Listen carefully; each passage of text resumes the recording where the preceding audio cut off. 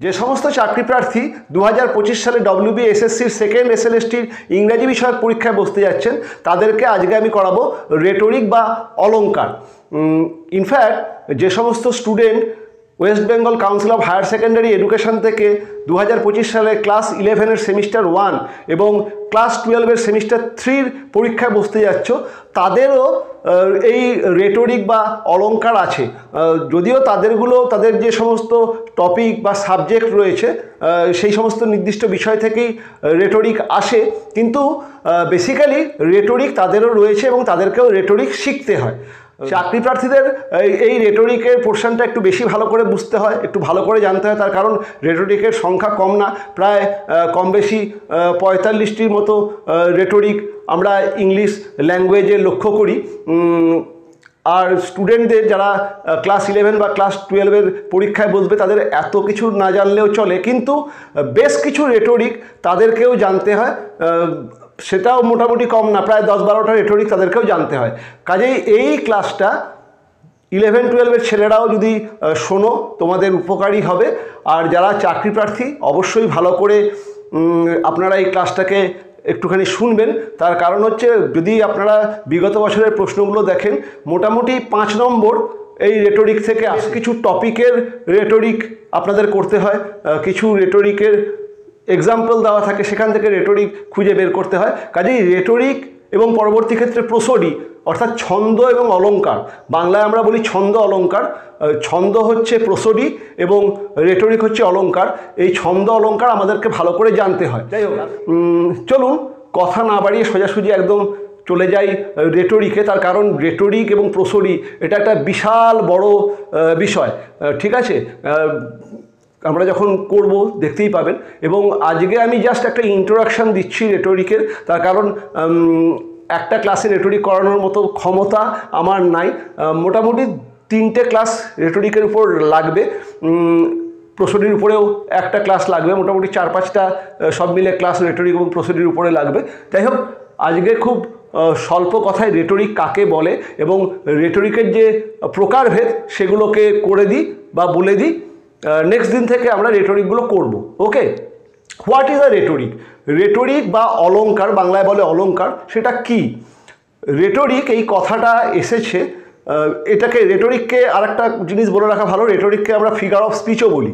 রেটরিকের আর একটা নাম হচ্ছে ফিগার অফ স্পিচ। তো হোয়াট ইজ রেটরিক? রেটরিক এই কথাটির জন্ম প্রাচীন গ্রিক ওয়ার্ড রেটর থেকে, RETOR, রেটর। সেই রেটর কথাটির অর্থ হলো অরেটর অর পাবলিক স্পিকার। যে সমস্ত ব্যক্তি জনসমক্ষে ভাষণ দিতেন তাদেরকে গ্রিস দেশে বলা হতো রেটর, অর্থাৎ অরেটর অথবা পাবলিক স্পিকার। আমি অলরেডি সেটা লিখে দিয়েছি। রেটর গ্রিক ওয়ার্ড, এর অর্থ হলো অরেটর অর পাবলিক স্পিকার। এই রেটর ছাড়াও আরও একটি ওয়ার্ড থেকে, মানে সেটার একটা গ্রিক অরিজিন, তার থেকেও রেটরিক এসছে, সেটা হচ্ছে রেটরিকে।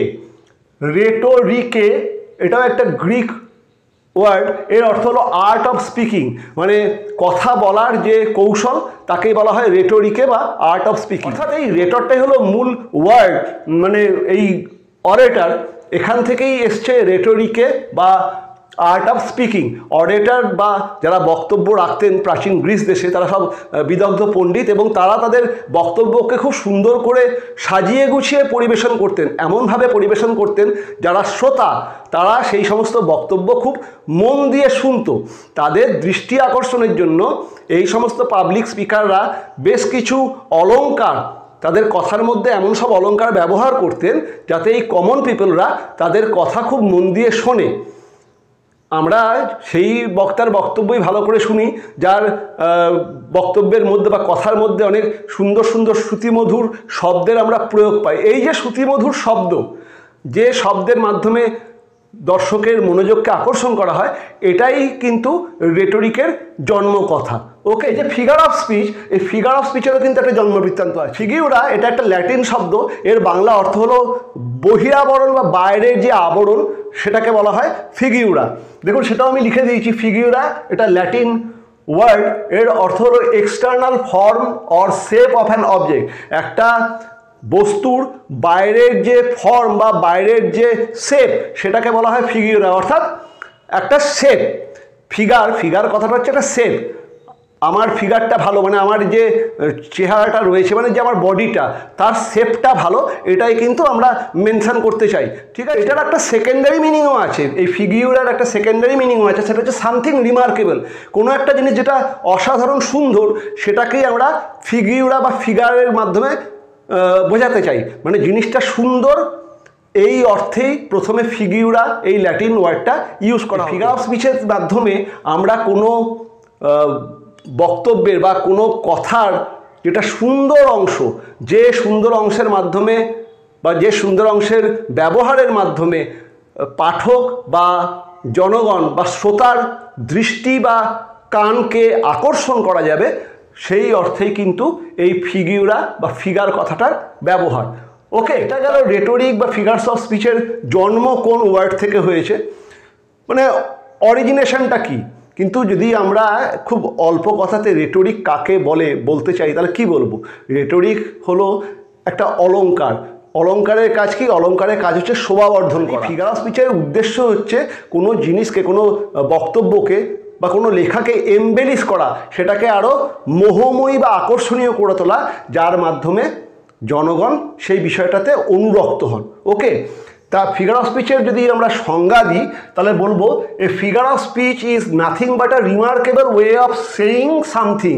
কোনো জিনিসকে খুব সুন্দরভাবে প্রকাশ করার যে পদ্ধতি, সেটাই হচ্ছে ফিগার অফ স্পিচ, এবং সেই ফিগার অফ স্পিচটাই হলো রেটোরিক বা অলংকার। ওকে, it is a form of expression that intentionally deviates from the plain and ordinary mode of speech for the sake of greater and more pleasing effect. Rhetoric বা figure of স্পিচকে কবিরা একটা বিশেষ উদ্দেশ্যে ব্যবহার করতেন। তারা ইচ্ছা করেই এই রেটোরিক বা ফিগার অফ স্পিচের ব্যবহার করতেন, যার মাধ্যমে তারা খুব সাদামাটা জিনিসকে খুব অসাধারণভাবে তাদের পাঠকদের কাছে প্রেজেন্ট করেন। তাদের যে বক্তব্য সেটা অনেক শ্রুতিমধুর হয়, সেটা যেন শুনতে ভালো লাগে, এবং যেটাই শুনতে ভালো লাগে সেটাই পাঠক বা দর্শকের মনোরঞ্জন করে। মনোরঞ্জন করাটাই কিন্তু রেটোরিক বা ফিগার অফ স্পিচের কাজ। অলংকারের কাজই হচ্ছে সেটা সৌন্দর্যকে বৃদ্ধি করা। It is the poetic way of expressing an idea.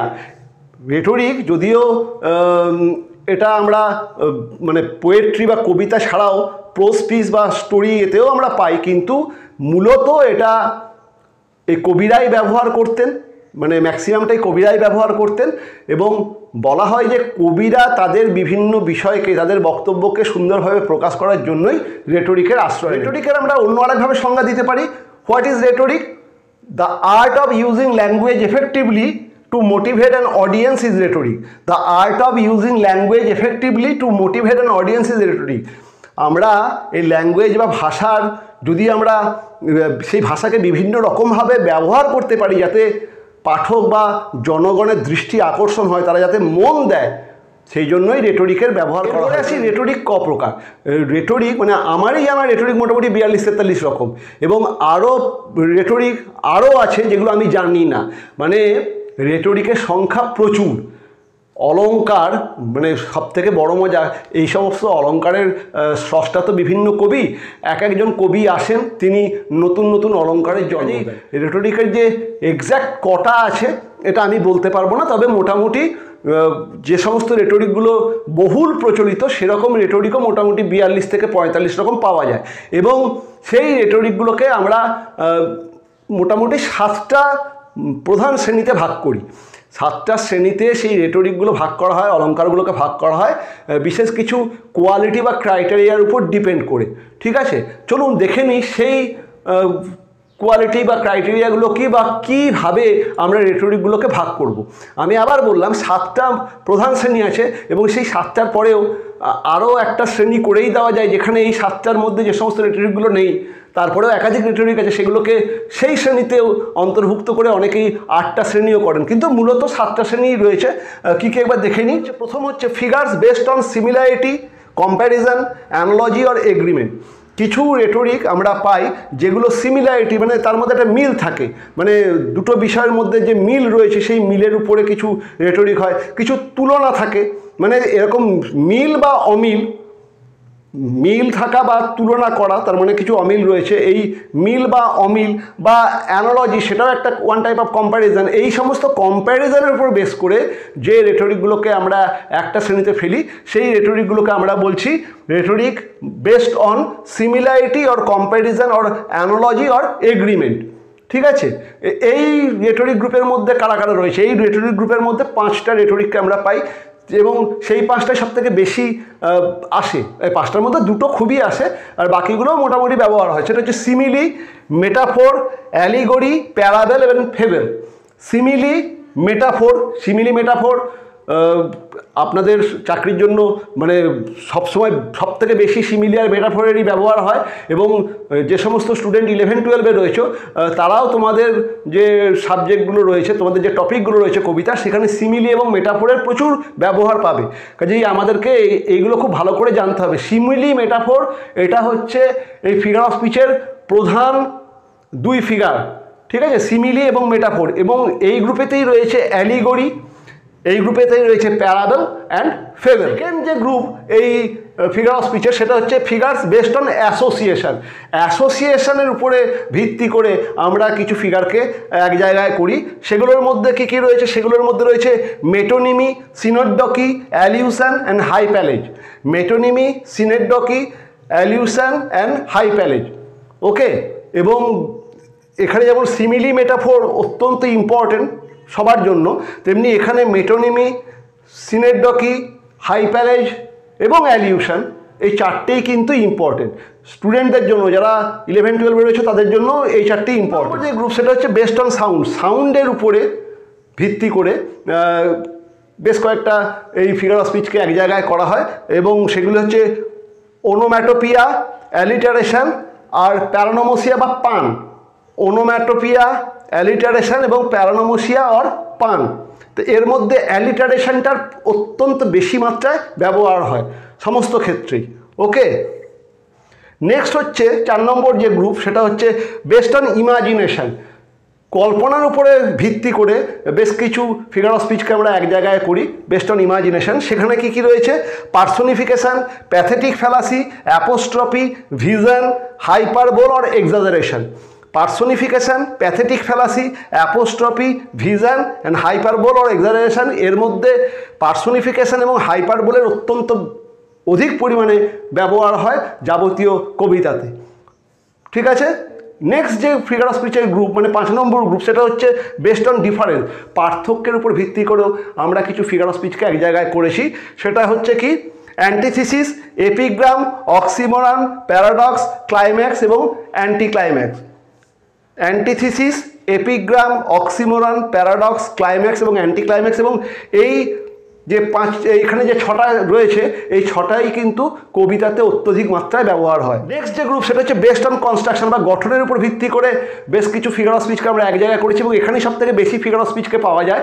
প্রায় 10টা ফিগার অফ স্পিচ পাওয়া যায়। সেগুলো কি কি? জিগমা, chiasmus, interrogation, exclamation, anaphora, হাইপারব্যাটন, অ্যাপোসিওপেসিস, হেন্ডিয়াডিস, অ্যাসিন্ডেটন and পলিসিন্ডেটন। এই 10টা হচ্ছে এই বেসড অন কনস্ট্রাকশন এই গ্রুপের মধ্যে। 7 নম্বর যে গ্রুপ, সেটা হচ্ছে বেসড অন ইনডিরেক্টনেস।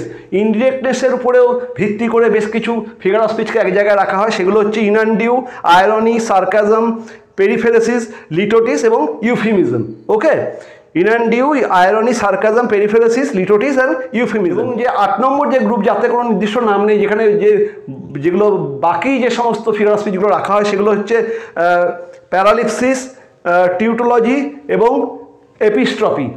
ওকে, এর মধ্যে এখানে যে হাইপ্যালেজ মানে যেটা বেসড অন অ্যাসোসিয়েশন, হাইপ্যালেজের আরও একটা নাম আছে, সেটাকে আমরা বলি ট্রান্সফার্ড এপিথেট। যখন আমরা করব প্রত্যেকটাই, তখন এগুলোকে নিয়ে বিস্তৃত আলোচনা করব। তবে খুব বিস্তৃত আলোচনা করব না, কারণ এই 45টার মধ্যে চাকরি প্রার্থীদের জন্য 30টা খুবই ইম্পর্টেন্ট। এই 45 কি 44টা আছে, তার মধ্যে 30টা চাকরি প্রার্থীদের জন্য খুব ইম্পর্টেন্ট এবং যারা 11 এবং 12-এর স্টুডেন্ট তাদের জন্য 12 থেকে 13টা খুবই ইম্পর্টেন্ট। কাজেই সেই 12-13টা মানে ক্লাস 11 এবং 12 স্টুডেন্টদের তাদেরকে একটু বেশি ভালো করে বোঝাতে হবে, সেখানে একটু বেশি সময় যাবে। এবং তারপরেও যে আরও 17টার মতো থাকবে, মানে যে 30টা খুব ইম্পর্টেন্ট, সেগুলোকেও আপনাদেরকে সবকটাই করিয়ে দেবো। ইনফ্যাক্ট সবকটাই করিয়ে দেবো, এই যতগুলো আছে সবকটাই বলে দেবো আপনাদেরকে, কিন্তু যতটা সংক্ষেপে বলা যায়। তার কারণ করতে গেলে যদি সঠিকভাবে তাহলে তো একটা এই ফিগার অফ স্পিচেতেই মানে 2টো ফিগার অফ স্পিচ পড়াতেই একটা ক্লাস চলে যাবে, সে তো সম্ভব না। আমি ওই 2 কি 3টে ক্লাসের মধ্যে গোটা ফিগার অফ স্পিচটা ক্লিয়ার করে দেবো। আজকে এই ফিগার অফ স্পিচটার কাকে বলে এবং তার যে ভাগ সে কটা জেনে নিন। এবং আমাদেরকে খুব ভালো করে করতে হবে সেগুলো একবার ঝট করে বলে দিই। সেগুলো হচ্ছে simile, metaphor, metonymy, synecdoche, allusion, hypallage or transparent epithet, onomatopoeia, alliteration, paronomasia, pun, personification, apostrophe, hyperbole যাকে বলে exaggeration, antithesis, epigram, oxymoron, paradox, climax, anticlimax, এবং zeugma, chiasmus, interrogation, hyperbaton, hendiadys, এবং এখানে লিটোটিস, আয়রনি, সার্কাজম, আর euphemism, আর innuendo. তা 30-এর জায়গায় 32টা হয়ে এগুলো কিন্তু ভালো করে করতে হবে। আমি যতটা সংক্ষেপে পারা যায় জাস্ট কাকে বলে কি একটা উদাহরণ দিয়েই ছেড়ে দেব, কিন্তু এইগুলোকে না জানলে 7 থেকে 8 নম্বর কিন্তু চাকরির পরীক্ষায় থাকবে। এবং যারা 11-12 স্টুডেন্ট তাদেরও 4 থেকে 5 নম্বর কিন্তু এই ফিগার অফ স্পিচের উপরে থাকে, ঠিক আছে। মানে যেগুলো এমসিকিউ যে প্রশ্ন, মানে আমি বলে দিচ্ছি, ক্লাস 11-এর ফার্স্ট সেমিস্টার এবং ক্লাস 12-এর থার্ড সেমিস্টার যেখানে এমসিকিউ বেস প্রশ্ন, সেখানে কিন্তু ফিগার অফ স্পিচ থাকবে। কাজেই এই কটাকে একটুখানি শুনে নিও এবং দেখে নিও। ওকে, আজকের ক্লাসটা এখানেই শেষ করছি, কারণ এর পর দিন থেকে আমি একটা মানে চেষ্টা করবো যে এই দুটো করে সিরিজকে ধরে এক একটা ক্লাসে করে দেওয়ার, ঠিক আছে। তাহলে নেক্সট টিউটোরিয়ালে দেখা হবে। আর যারা এখনও confident English with Partha sir এই এডুকেশনাল চ্যানেলটাকে সাবস্ক্রাইব করেননি, সাবস্ক্রাইব করে নিন, আপনাদেরই কাজে লাগবে। ইনফ্যাক্ট আপনাদের জন্য এই ভিডিওগুলো বানানো, কাজেই আপনারা যদি দেখেন ভালো লাগবে। শুধু দেখলে হবে না, দেখে চাকরি যাতে পান, মানে সেরকমভাবেই আমি পড়াবার চেষ্টা করছি। আপনারা চাকরি পেলে আমি খুব খুশি হব, এবং আমার যারা স্টুডেন্ট রয়েছে তারা প্রচুর নম্বর পাবে, সেই জন্যই কিন্তু এগুলো করিয়ে দিচ্ছি। দোস্তুর মতো খুব খাটনির জিনিস, কাজে এই খাটনির জন্য একটা মূল্য থাকে। ওকে, দেখা হবে নেক্সট টিউটোরিয়ালে।